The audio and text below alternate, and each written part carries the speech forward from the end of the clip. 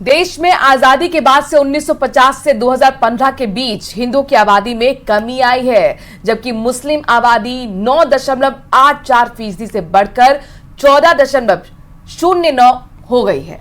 और ईसाई आबादी की अगर हम बात करें तो उनकी हिस्सेदारी 2.24% है, उससे बढ़कर 2.36% हुई है। Economic advisory council to prime minister EAC PM की ओर से जारी की गई रिपोर्ट में यह जानकारी दी गई। रिपोर्ट के आते ही सियासी वार पलटवार भी शुरू हो गया। इसी पर देखिए रिपोर्ट।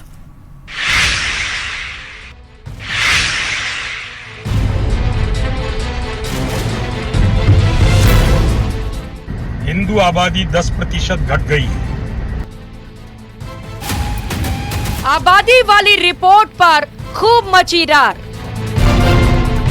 कांग्रेस पर बीजेपी का तगड़ा प्रहार।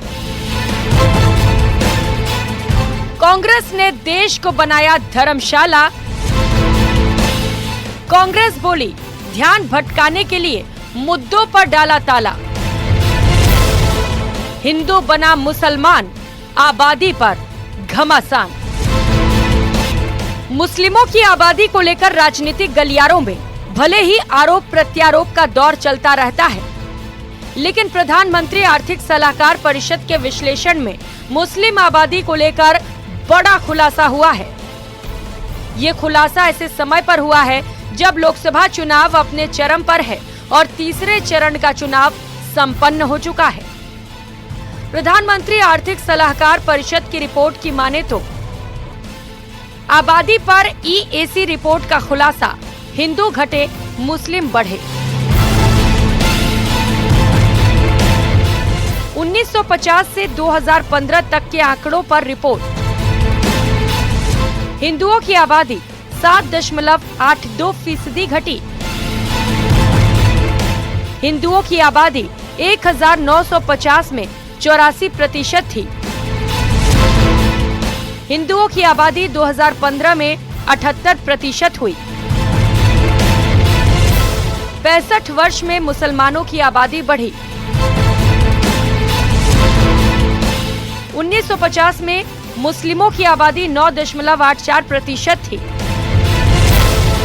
2015 में मुस्लिमों की आबादी 14.09% हो गई।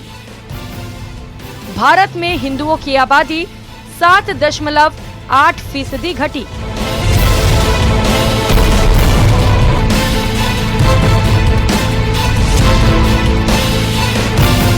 EAC की रिपोर्ट के आते ही सियासी बयानबाजी तेज हो गई।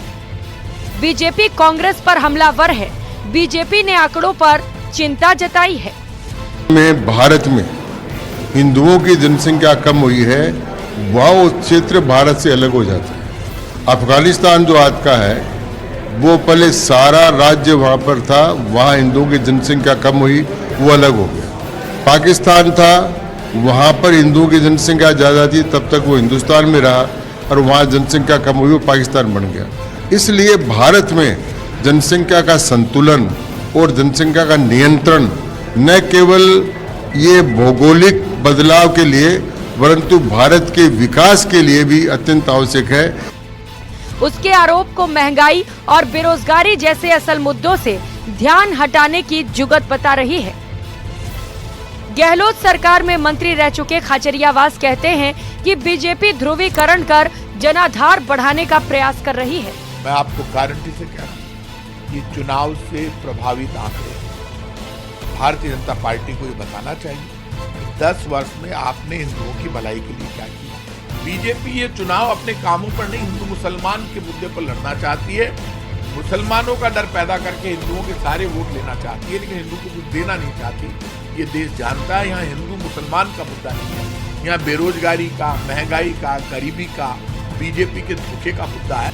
राजस्थान विश्वविद्यालय के समाजशास्त्र विभाग के असिस्टेंट प्रोफेसर करुणाकर सिंह ने कहा है कि ये आंकड़े चिंताजनक हैं। वहीं मुस्लिम अलायंस के प्रदेश प्रभारी मोहसिन रशीद खान ने रिपोर्ट पर सवाल उठाए हैं। जैसा ये अभी रिपोर्ट जिस बारे में चर्चा हो रही है, इस रिपोर्ट में कहा गया है कि जो मेजॉरिटी मुस्लिम्स हैं वो मतलब उनकी ग्रोथ हो रही है और भारत में 43.8 2015 तक जो ग्रोथ हुई है वो 43.8% करीब है, और जो हिंदुओं का डिक्लाइन हुआ है वो 7.8% के करीब है, और हमारी मुस्लिम मेजॉरिटी जो नेबरिंग कंट्रीज में है वो भी काफ़ी बढ़ी हैं। तो क्या ये चिंता का विषय?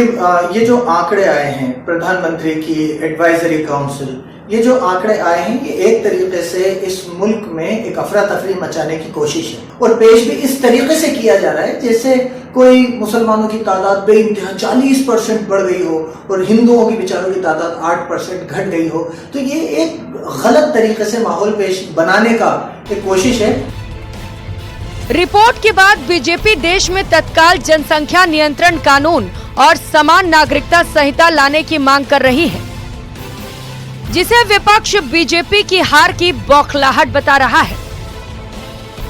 अब जब 4 चरण के मतदान बाकी हैं, तब आबादी वाली रिपोर्ट के बहाने देश का सियासी पारा उफान चढ़ने की उम्मीद है।